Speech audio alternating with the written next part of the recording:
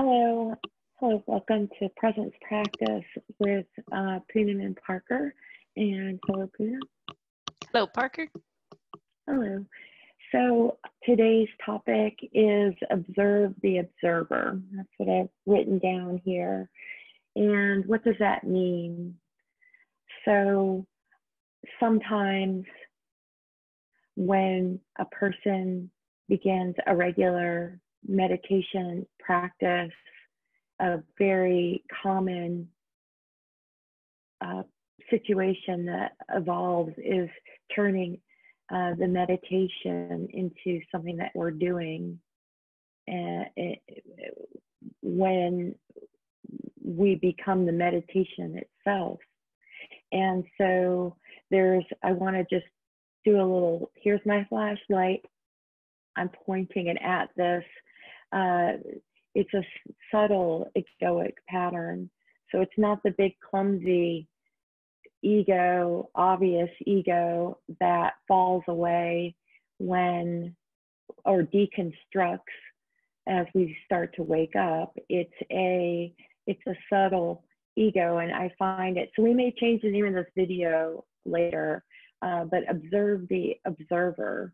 Or so we get into, we could spend years, decades sometimes in meditation with the subtle ego commenting on how our meditation is going, how joyful or peaceful it is. And so the observer, so we have the everyday mind that is figuring things out, maybe commenting on things, or commenting on the emotional reaction from the prior comment.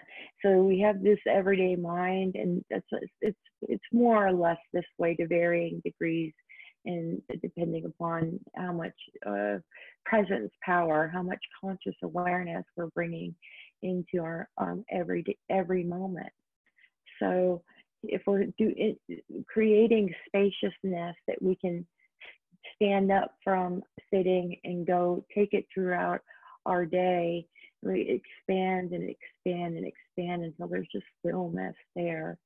It's not a fighting or ripping apart of or confronting what we see in the present moment or what we're observing. It's about just being with what's here now.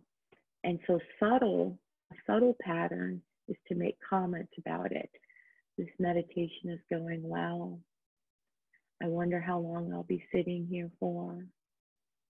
It's still, and you're still the observer, but it's still not who you are.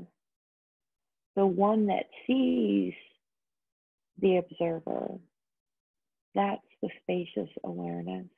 And I have a quick thing that on Ken Wilber. Eckhart speaks about him a few times. I've heard him in some of his talks. So he's telling the story about his first awakening, where he woke up, and he was at a Zen retreat, and he was in a deep state of observing his own experience. And the Zen master said to him, "The observer is the last stand of the ego." And then he said that something snapped in him when he heard this from his teacher. He had to let the observer ego go to sit more fully. And then he became the meditation.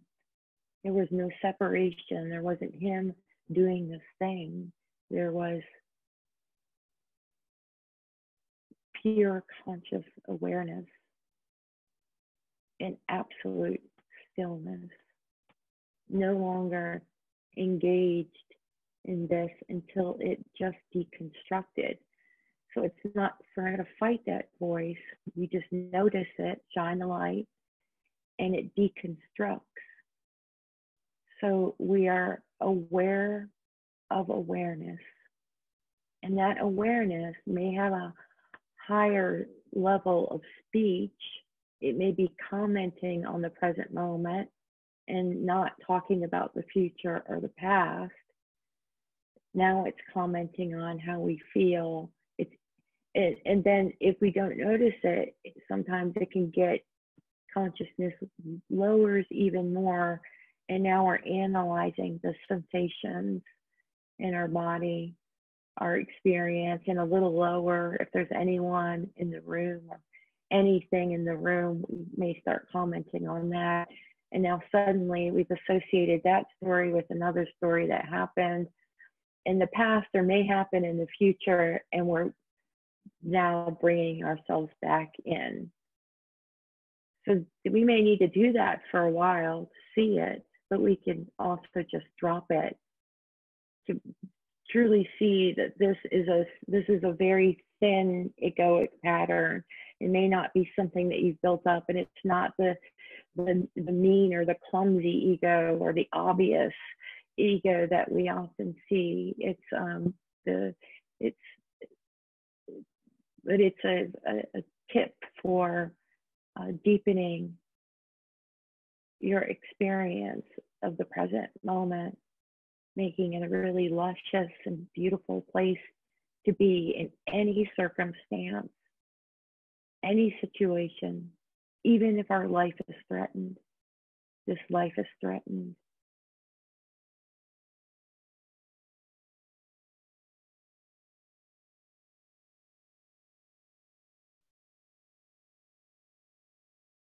So we could do a practice where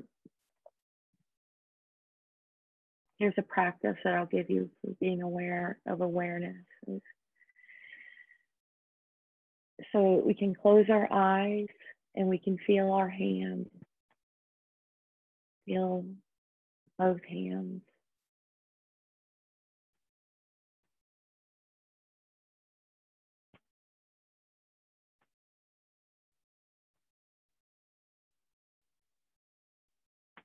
And now we're aware of the hands.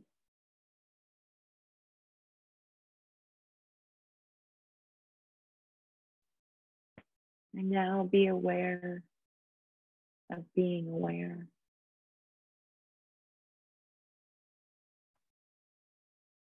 And here we are. You can stay in this awareness.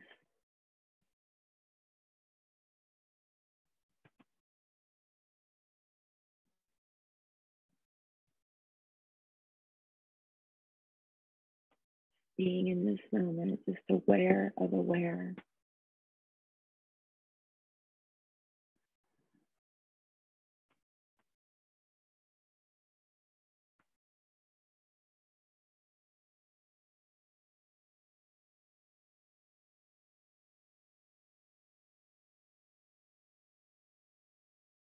And when we take action from this place.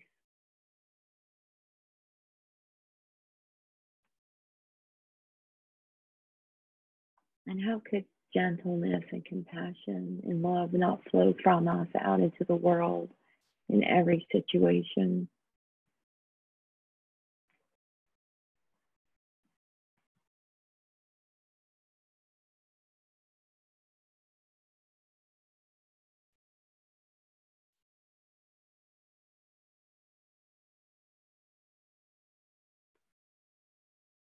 And if we actually follow this every moment, that is what they call enlightenment. This is the enlightenment, the simpleness.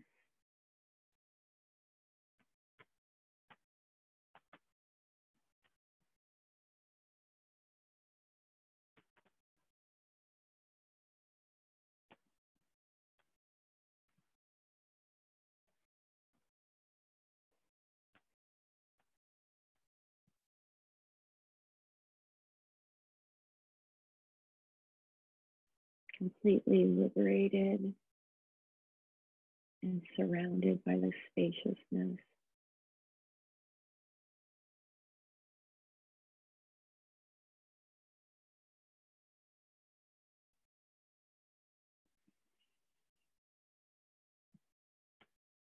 Thank you so much for being with us today. Thank you, partner.